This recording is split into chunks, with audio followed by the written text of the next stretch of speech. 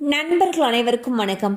இன்னைக்கு நம்ம அந்த வீடியோல கோயம்புத்தூர் மண்டலத்தில் இருக்கக்கூடிய டாப் 10 இன்ஜினியரிங் காலேஜஸ் என்னென்ன, அந்த காலேஜஸ் உடைய சராசரி கட் ஆஃப் மார்க் எவ்வளவு இருக்கு போன்ற விஷயங்கள் பத்தி தெளிவா இப்ப நம்ம பார்க்க போறோம். அதுக்கு முன்னாடி நம்ம சேனலை இதுவரைக்கும் நீங்க சப்ஸ்கிரைப் பண்ணலைன்னா உடனே சப்ஸ்கிரைப் பண்ணிருங்க. அப்படியே பக்கத்தில் இருக்கக்கூடிய பெல் ஐக்கானையும் கிளிக் பண்ணிருங்க. அப்பதான் நாங்க போடக்கூடிய அனைத்து வீடியோக்களும் உங்களை கரெக்ட் டைம்க்கு ரீச் ஆகும். இப்ப வாங்க வீடியோக்குள்ள போலாம். +2 மாணவர்கள் அவங்களுடைய பொது தேர்வை கம்ப்ளீட் பண்ணிருப்பாங்க. அடுத்து என்ன பண்ணலாம் அப்படிங்கிற கேள்வி +2 முடிச்ச மாணவர்களுக்கும் சரி அவங்களுடைய பெற்றோர்களுக்கும் சரி ஆர்வமா எழுந்திருக்கும். அந்த வகையில இன்ஜினியரிங் போகணும்னு நினைக்கிறவங்க எந்த காலேஜஸ் சூஸ் பண்றது, அந்த காலேஜ்ல சேர்றதுக்கு எவ்வளவு கட் ஆஃப் மார்க் இருக்கணும், இந்த மாதிரியான பல கேள்விகள் அவங்களுக்குள்ள எழுந்திருக்கும். அதுக்காக அவங்களுக்கு உதவும் பொருட்டு நம்ம இன்னைக்கு என்னென்ன டாப் காலேஜஸ் கோவை மண்டலத்துல இருக்கு, அந்த காலேஜ்ல சேர்றதுக்கு எவ்வளவு கட் ஆஃப் மார்க் தேவை போன்ற விவரங்கள் பத்தி இப்ப நம்ம தெளிவா பார்க்க போறோம். தமிழகத்தை பொறுத்த வரைக்கும் பொறியியல் படிப்புகளுக்கான ஆர்வம் பாத்தீங்கன்னா தொடர்ந்து அதிகரிச்சுக்கிட்டே தான் போயிட்டு இருக்கு. இதுக்கு காரணம் பாத்தீங்கன்னா ஒவ்வொரு வருஷமும் வளர்ந்து வரக்கூடிய புது புது டெக்னாலஜி அண்ட் உயர் சம்பள தொகுப்பு, அதிக வேலை வாய்ப்பு உள்ளிட்ட பல காரணங்களின் காரணமாக இந்த இன்ஜினியரிங்ல போய் சேரணும் அப்படிங்கிற ஆர்வமானது அதிகரிச்சுக்கிட்டே தான் வந்துட்டு இருக்கு. தமிழகத்தை பொறுத்த வரைக்கும் அண்ணா யூனிவர்சிட்டிக்கு கீழே 400க்கும் மேற்பட்ட பொறியியல் காலேஜஸ் இருக்கு. இந்த காலேஜ்ல போய் சேரணும் அப்படின்னா கவுன்சிலிங் முறையில +2ல எடுத்த மார்க்குடைய அடிப்படையில தான் அந்த காலேஜை நம்மளால சூஸ் பண்ண முடியும்.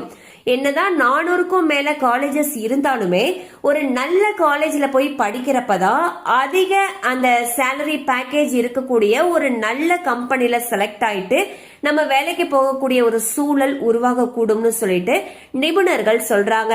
சோ மாணவர்கள் முக்கியமா ஒரு பெஸ்ட் காலேஜை சூஸ் பண்றது ரொம்பவே முக்கியமான ஒரு விஷயம்.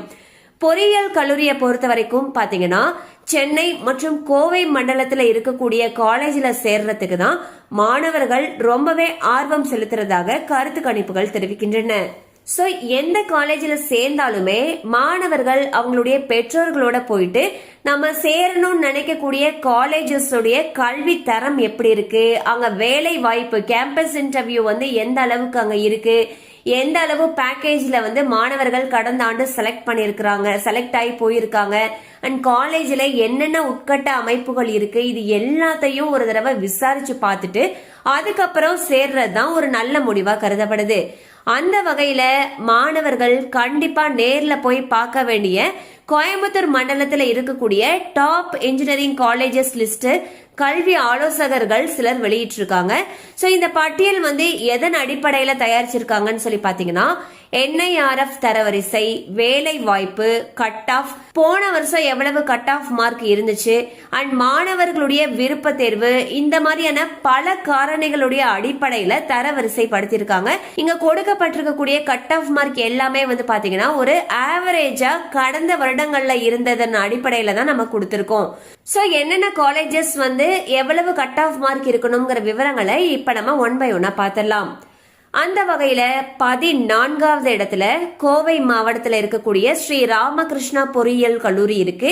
இதுல சராசரியா கட் ஆஃப் பாத்தீங்கன்னா கடந்த வருடங்கள்ல 168.5 இருந்திருக்கு. அடுத்ததா 13வது இடத்துல ஈரோடு மாவட்டத்துல இருக்கக்கூடிய கொங்கு பொறியியல் கல்லூரி இருக்கு. And cut off mark 169.5. 12வது இடத்துல ஈரோடு அரசு பொறியியல் கல்லூரி வருது. இதுல 171.5 மதிப்பெண்கள் ஆவரேஜ் கட் ஆஃப் மார்க் இருக்கணும். 11வது இடத்துல ஈரோடு மாவட்டத்தில் இருக்கக்கூடிய பண்ணாரி அம்மன் காலேஜ் வருது. கட் ஆஃப் மார்க் பாத்தீங்கன்னா 173.5 இருந்திருக்கு. அடுத்ததாக 10வது இடத்துல கோவை மாவட்டத்தில் இருக்கக்கூடிய கற்பகம் பொறியியல் கல்லூரி வருது. இதுல சராசரி கட் ஆஃப் 176.5. 9வது இடத்துல கோவை மாவட்டத்தில் இருக்கக்கூடிய KPR பொறியியல் கல்லூரி வருது. இதுல சராசரி கட் ஆஃப் 178 இருக்கு. 8வது இடத்துல சேலம் அரசு பொறியியல் கல்லூரி அண்ட் கட் ஆஃப் மார்க் 178.5. 7வது இடத்துல கோவை மாவட்டத்தில் இருக்கக்கூடிய ஸ்ரீ ஈஸ்வர் பொறியியல் கல்லூரி வருது. இங்க சராசரி கட் ஆஃப் 179.5 இருக்கு.